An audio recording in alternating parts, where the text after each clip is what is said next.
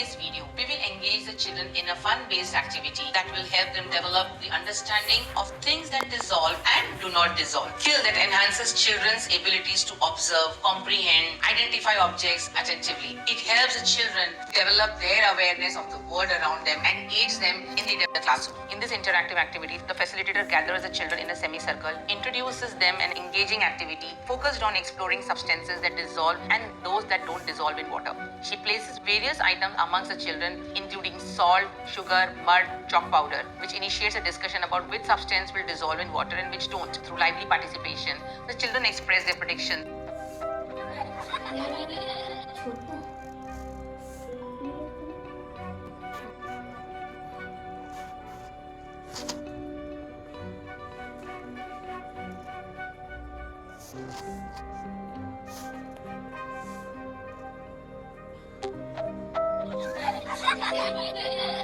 In today's activity, children will play an activity related to the development of their small muscles, enhancing the strength and skillfulness of their fingers.